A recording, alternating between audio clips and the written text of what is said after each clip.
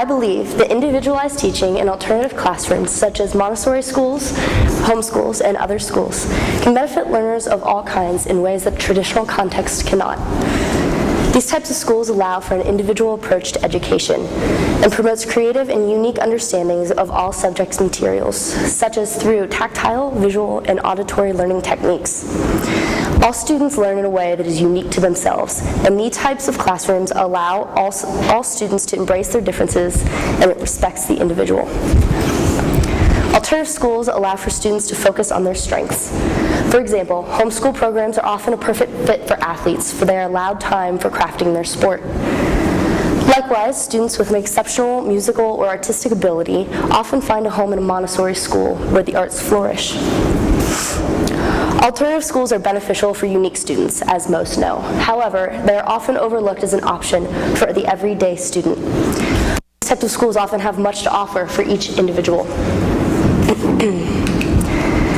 This is my sister, Eva. Her educational experience began in a private school, just like many. It often seemed like a good fit. She had pretty good friends at first. It seemed like a great environment, and the educational curriculum was pretty intense, and she seemed like she fit in really well there. Unfortunately, as she entered middle school, socially, things began to change for her. Just like so many students today, bullying became a negative factor for her in her education. My family quickly decided to pull her from private schooling and began her in a homeschool program. Around the same time, she found a love for rowing.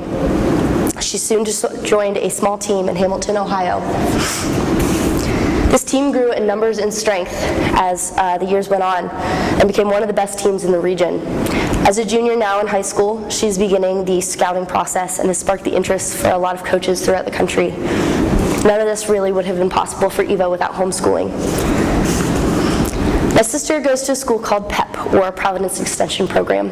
2 days a week, Monday and Wednesday, she goes to a homeschooling site where she and her tutors, or teachers, connect one-on-one and experience, and her teachers give her material for that week. One major misconception people have about homeschooling is that your parents teach you all the material. This is often not true, and in my sister's case, it's not true at all. Homeschooling is a spectrum. It varies just like every other school. Each school is unique and different, and every homeschool is different as well. Although she only goes to school 2 days a week, she completes the same amount of work, if not more, than most students in private or public schools. Another misconception about homeschooling is that the work is easy. But in my sister's case, this is far from true. Her work is intense, advanced, and the students are fully prepared for the college experiences. For example, I actually saw her yesterday, and she was telling me how she had to present a Shakespeare monologue for one of her final presentations. I never did this in high school. Yet another misconception that keeps parents from enrolling their students is the concept of socialization. Oftentimes it is thought that homeschool students are awkward or socially inept, but if you met my sister, you would know why I laugh at this statement. Although she only sees her school peers twice a week, my sister has created strong bonds with her team members that she sees every single day during practice. I personally have seen these friendships grow over the years into bonds stronger than any I have experienced. Individual time management has allowed my sister to schedule her work accordingly to her rowing practices, and she's become further involved in other rowing programs that help her to become fully immersed in her sport. A great example of this is an assisted rowing program that allows athletes such as herself to volunteer and help students with disabilities and athletes with disabilities actually compete in a rowing team. Not to mention, her work can be completed anywhere. Eva is just one example of how individualized education can benefit students. Athletics, arts, and other specific passions can be built upon when they're given the time. Time management prepares students for their futures and, quite frankly, enhances an important life skill. Montessori schools often focus on this independent learning style as well. Students are encouraged to complete tasks, but are given the freedom to do so at their own pace, and are encouraged to put emphasis on subjects that interest them. This can only increase their passion for learning and increase their educational experience. Montessori schools also tend to use auditory, visual, and tactile learning to include all learners and all types of learners in the classroom. Let's be real for a second. I'm giving you a presentation. It has to be 6 to 8 minutes in length, and for the most part, memorized. This is not an easy task, as many of you know. When I was researching this topic, I decided to look up some alternative teaching techniques, and I found often a lot of varied techniques that are used in Montessori classrooms.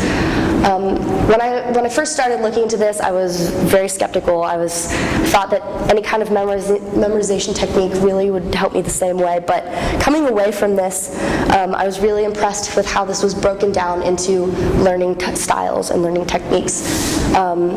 I was really impressed with how much it helped me, and I felt as if it was designed specifically with me in mind. Furthermore, Montessori schools emphasize practical life skills for early learners. Practicing cleaning, using tools, and doing everyday skills, early learners are encouraged with these practical life skills. Home economics and woodshop used to be something incorporated in everyday classrooms, but it's no longer seen as crucial. And even today, art and physical education is seen as an optional part of an educational classroom. Alternative schooling is not for every student, just as traditional schooling is not for every student.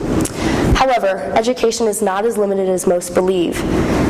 Alternative schools often have more to offer than traditional schools and can be a great fit for many. So I urge you, students, teachers, parents, consider all your options. Your education and your children's education is entirely your own and has unlimited possibilities. Take advantage. Thank you.